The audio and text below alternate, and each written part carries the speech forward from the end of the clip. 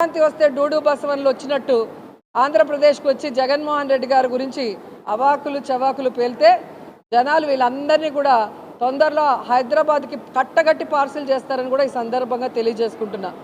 జగన్మోహన్ రెడ్డి గారు మంచి వ్యక్తి, మనసున్న వ్యక్తి కాబట్టే తన టైం అంతా కూడా ప్రజలకి సర్వీస్ చేయడానికి, సంక్షేమం అభివృద్ధి చేయడానికి ఉపయోగిస్తున్నాడు తప్ప ఇలాంటి వాళ్ళ మీద ఆలోచిస్తే వీళ్ళెవ్వరు కూడా ఈ ఆంధ్రప్రదేశ్లో అడుగుపెట్టే అవకాశం కూడా ఉండేది కాదు అని కూడా ఈ సందర్భంగా తెలియజేసుకుంటున్నా.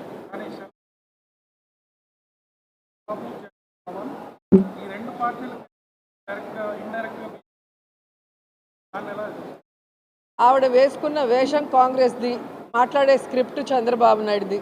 మళ్ళీ చంద్రబాబు నాయుడుతో మమ్మల్ని కలిపినట్టు మాట్లాడుతుంది. ఆవిడ చంద్రబాబు నాయుడిని కలిసిన తీరు మీరు చూశారు, పవన్ని కలిసిన తీరు చూశారు. కాబట్టి ఈరోజు ఆమె మాటలకి క్రెడిబిలిటీ లేదు అనేది కూడా స్పష్టంగా చెబుతున్నారు. రాజశేఖర రెడ్డి గారి బిడ్డగా ఉన్నప్పుడు ప్రేమ అభిమానం ఉంటుంది రాజశేఖర రెడ్డి గారి అభిమానులకి. ఆమె తెలంగాణలో పార్టీ పెట్టినప్పుడు జాలి ఉండేది, పాపం ఈవిడ ఎండల్లో తిరుగుతుంది అనే ఉండేది. కానీ ఎప్పుడైతే ప్రజలు అసహించుకునే కాంగ్రెస్ని, ప్రజలు తరిమేసిన కాంగ్రెస్లో చేరి ఈ రాష్ట్రానికి మంచి చేస్తున్న వైఎస్ఆర్ కాంగ్రెస్ పార్టీకి నష్టం చేకూర్చాలనుకున్నప్పుడు షర్మిల మాటలకి అర్థం లేదని కూడా ఈ సందర్భంగా తెలియజేసుకుంటున్నా. ఎందుకంటే షర్మిల గారు తెలంగాణలో పార్టీ పెట్టినప్పుడు స్పష్టంగా చెప్పింది, నేను ఇక్కడే పుట్టాను, ఇక్కడే చదువుకున్నాను, ఇక్కడే పెళ్లి చేసుకున్నాను, నా ప్రాణం ఉన్నంత వరకు ఈ తెలంగాణ ప్రజలకి కష్టం వచ్చినా నష్టం వచ్చినా అండగా ఉంటానని చెప్పింది. మరి అలాంటి బిడ్డ ఈరోజు ఆ పార్టీని కాంగ్రెస్లో విలీనం చేసి తెలంగాణని గాలికి వదిలేసి ఆంధ్రప్రదేశ్లో వచ్చి మళ్ళీ కొత్త అవతారం ఎత్తితే ఏ విధంగా గౌరవం ఉంటుంది, మాటకి క్రెడిబిలిటీ ఉంటుంది?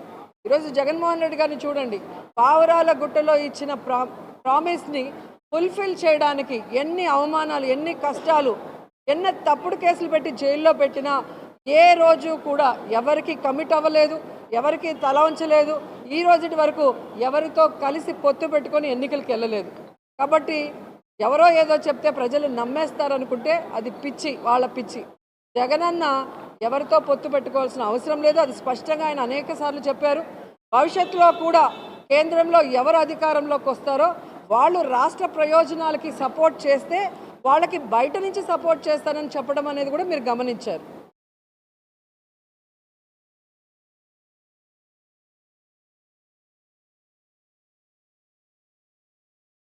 ఓటు నోటు కేసులో దొంగలా దొరికిపోయిన చంద్రబాబు నాయుడు పిల్లనిచ్చిన మామకు వెన్నుపోటు పొడిచి ఎమ్మెల్యేలని ఎంపీలని ఎత్తకపోయి వైస్రాయిలో పెట్టి చెప్పులేయించినోడు, అసలు రాజకీయాల్ని డబ్బుతో భ్రష్టు పట్టించి పక్క పార్టీలో గెలిచిన వాళ్ళని డబ్బులు పెట్టి కొనే ఈ పెద్ద మనిషి మా గురించి మాట్లాడటం సిగ్గుచేటు. నేను ఆ పార్టీలో 10 సంవత్సరాలు పనిచేశాను. ఈ 10 సంవత్సరాల్లో నేను ఏ రోజైనా ఒక తప్పు చేశానో, ఒకరి దగ్గర ₹1 తీసుకున్నానో ప్రూవ్ చేయమనండి. మీ పార్టీలో పనిచేసిన వ్యక్తినే కదా. ఈరోజు 24 సంవత్సరాల తర్వాత ఈరోజు ఆయన కనిపిస్తుంది నేను పదవులు అమ్ముకుంటున్నానని. దీన్ని బట్టి ఆయన స్థాయి ముఖ్యమంత్రి స్థాయి నుంచి మా స్థాయికి వచ్చేసింది అనేది గమనించాలి. ఏదండి చేస్తారండి. ఇప్పుడు జగన్ గారి మీద వాళ్ళ చెల్లెలే చేసినప్పుడు ఎవరో తెలియని వాళ్ళు మనం సామాన్యుల్ని కౌన్సిలర్ చేసినప్పుడు వాళ్ళు అమ్ముడిపోయి మాట్లాడరని ఎలా అనుకుంటారు మీరు? వాళ్ళ వ్యాపారం ఏంటో ఒకసారి కనుక్కోండి.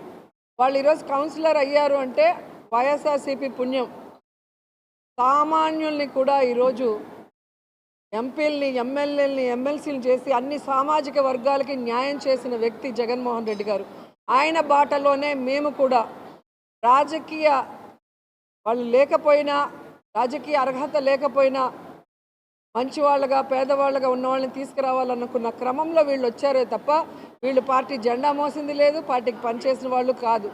కానీ ఆ కృతజ్ఞత లేకుండా ఈరోజు ఎవరో చెప్పిన మాటలకో దేనికో లొంగి నా మీద నిందేస్తే ఖచ్చితంగా భగవంతుడు సమాధానం చెప్తాడు. నేను ఎప్పుడూ చెప్తాను, జగన్ అన్నలాగే నేను కూడా భగవంతుడిని నమ్ముతాను. ప్రజలకి సర్వీస్ చేయాలని పాలిటిక్స్లో వచ్చాను. నన్ను ఎవరు ఎన్ని మాట్లాడినా అది భగవంతుడికే వదిలేశాను. మాట్లాడిన వాళ్ళంతా కూడా కాలగర్భంలో కలిసిపోయారనేది చరిత్ర చూస్తే మీకే అర్థమవుతుంది.